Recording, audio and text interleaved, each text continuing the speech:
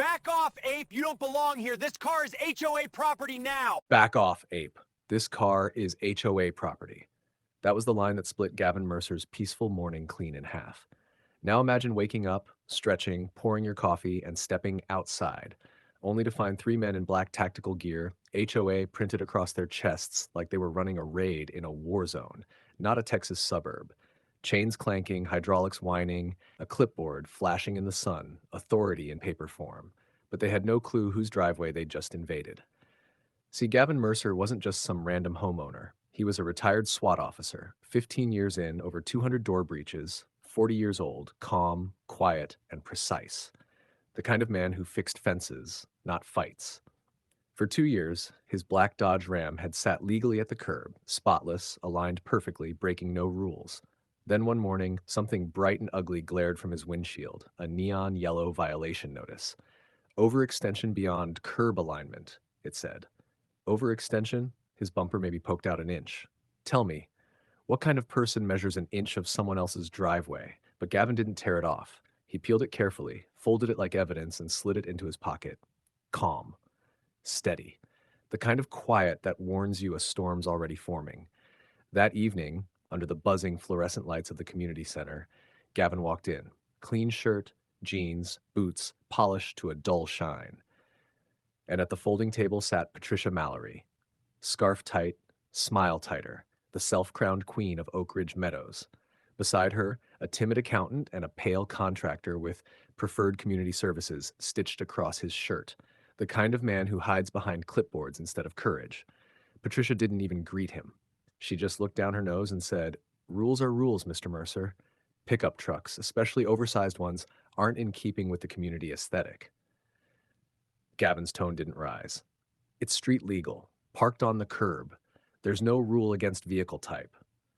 Patricia waved her hand like she was shooing away smoke. "The board has discretion. Multiple complaints have been filed about your truck disrupting the neighborhood's look." But Gavin's eyes shifted toward Neil, the accountant. The man looked down fast, and that's when Gavin dropped it. "What about the Camaro parked on your front lawn? Expired tags. Broken bumper." Patricia stiffened. "We're not discussing my son." And there it was. Rules for everyone else, exceptions for herself.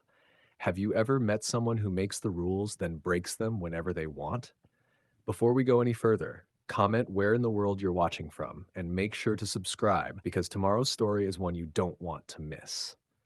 When Gavin left that meeting, he didn't argue, didn't shout, just walked home in silence, the kind that says the planning's already started. 2 days later, just after sunrise, the sound of chains clanking broke the calm. Gavin pulled back the curtain and froze. A tow truck was backed across his driveway, its hook latched under his Dodge Ram. Three men in black tactical uniforms with HOA enforcement plastered across their chests surrounded it. One worked the chains, another clutched a clipboard like a shield. The third stood pretending to command. "Put the truck down," Gavin said quietly. The operator froze. Young guy, maybe 30, cap backward. He turned, saw Gavin's eyes, and instinctively let go of the control. Then came that shrill, syrupy voice from across the street. "I warned you." Patricia Mallory, robe cinched tight, phone raised high, had a recording like it was her Oscars moment. "Now you'll learn what it means to follow the rules." Can you believe she actually showed up to watch it happen?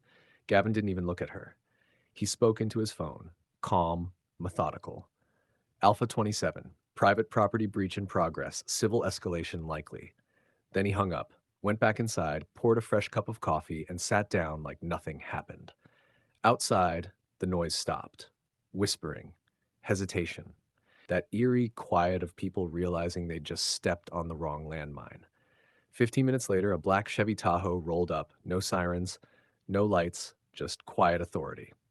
Three men stepped out, posture sharp, calm-eyed. And then came Raiden Shaw, Gavin's old SWAT partner, tall, heavy-built, with a grin forming under a gray-dusted goatee. "Heard you pissed off a suburban dictatorship," Raiden joked. "They came for the truck," Gavin replied. Raiden's grin faded as he crouched beside the Dodge, flashlight in hand. "No damage," he muttered, tapping the clamp. "But this gear?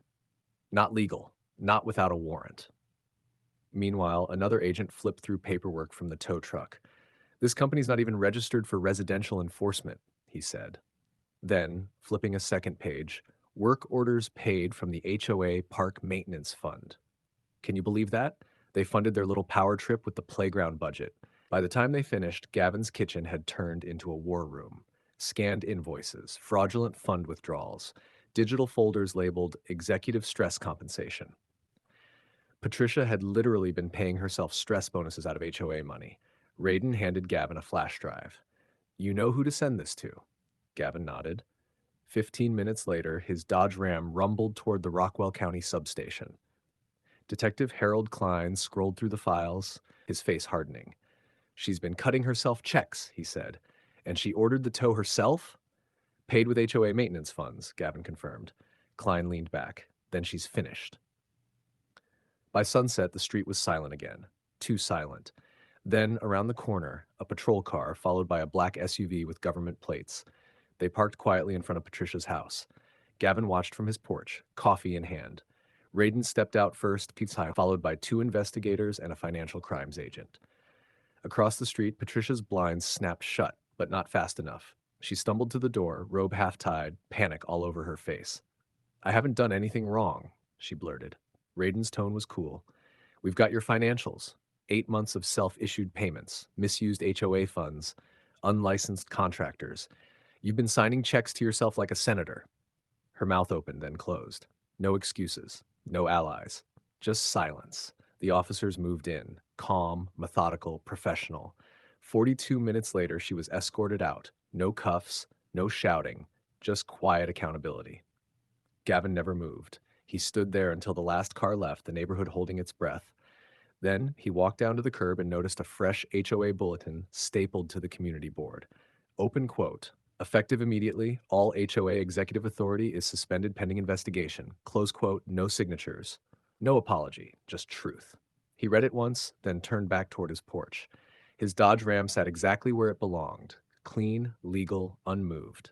And beside it, the American flag fluttered softly in the wind. Justice had spoken, and silence was its echo. If you believe real justice doesn't need noise, just proof and persistence, hit that like button and subscribe because tomorrow's story might just remind you that silence can be the loudest victory of all.